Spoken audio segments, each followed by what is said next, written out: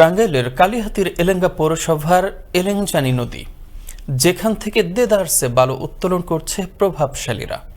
এর ফলে বারবার প্রশাসনের কাছে অভিযোগ ও আন্দোলন করেও কোনো কুল কিনারা পাচ্ছেন না নদী তীরবর্তীরা। টাঙ্গাইল থেকে মেহেদী হাসান চৌধুরীর প্রতিবেদন। টাঙ্গাইলের কালিহাতীর এলেঙ্গা পৌরসভার এলেংচানি নদী থেকে উত্তোলন করা বালুগুলো এলেঙ্গা থেকে বঙ্গবন্ধু সেতুর পূর্ব পার পর্যন্ত 4 লেন সড়কের উন্নয়নের কাজে ব্যবহারের কথা ছিল, কিন্তু দীর্ঘদিন ধরে অবৈধভাবে বালু উত্তোলন করে বাইরে বিক্রি করছে স্থানীয় প্রভাবশালীরা। এইসব এলাকায় বাল্কহেড দিয়ে বালু উত্তোলনের ফলে নদী তীরবর্তী বসতবাড়ি, একটি সরকারি প্রাথমিক বিদ্যালয় ও পাথেলকান্দি গ্রামের মসজিদটি বর্ষা মৌসুমে ধসে নদীগর্ভে বিলীন হওয়ার আশঙ্কা দেখা দিয়েছে। স্থানীয়দের অভিযোগ, প্রভাবশালী বালু ব্যবসায়ীরা স্থানীয় প্রশাসনকে ম্যানেজ করে এ অবৈধ ড্রেজার দীর্ঘদিন ধরে চালাচ্ছে, যার ফলে বারবার প্রশাসনের কাছে অভিযোগ ও আন্দোলন করেও কোনো কুল কিনারা পাচ্ছেন না তারা। কতগুলা বোলগেট চলতেছে, এখানে কৃষি জমির অনেক ভাঙ্গে পড়ে যেতেছে আর কি।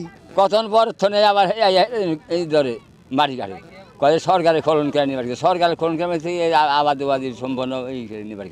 আমাদের দাবি হইলো এই নদী কাইটে এই মাটি নিয়ে হেরা জমাইতেছি, জমাইয়া এই মাটিগুলো আবার বিক্রি করে দেখাইতেছে যে আমরা ওই কাজ করতেছি নিয়ে, আসলে কোনো কাজ করে না।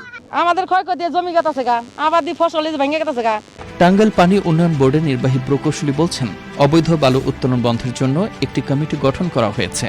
আর জেলা কমিটির অনুমোদনের বাইরে যদি কেউ বালি উত্তোলন করে, সেটি অবশ্যই অবৈধ বালি উত্তোলন, এবং তাদের বিরুদ্ধে আমরা সবসময় আইনি ব্যবস্থার মাধ্যমে তাদের বিরুদ্ধে আমরা কার্যকরী ব্যবস্থা গ্রহণ করে থাকি। কালিহাতী উপজেলা নির্বাহী কর্মকর্তা জানান, ভ্রাম্যমাণ আদালত পরিচালনা করা হয়েছে। যদি আবারও অবৈধভাবে বালু উত্তোলন করা হয় তাহলে গ্রহণ করা হবে তদন্তপূর্বক ব্যবস্থা। তাদেরকে মেপে দেওয়া হবে সরকারি কর্মকর্তা উপস্থিত থেকে, যেটুকু তাদের প্রাপ্য সেইটুকুই তারা নিজে, অতিরিক্ত বালু এটা উত্তোলনের সুযোগ নাই। এভাবে আমরা করেছি, আমরা সবকিছু মেজারমেন্ট সহ সবকিছু দেখে দিয়েছি। এরপরে যদি করে আমরা ব্যবস্থা নেব। অবৈধ বাল্কহেড বসিয়ে পাইপ লাগিয়ে বালু উত্তোলন নিষেধ।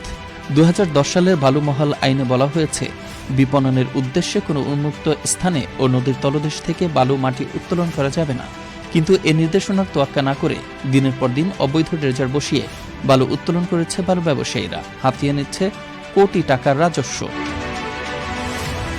মুস্তফা কামাল তোহা, আনন্দ টিভি, ন্যাশনাল ডেস্ক।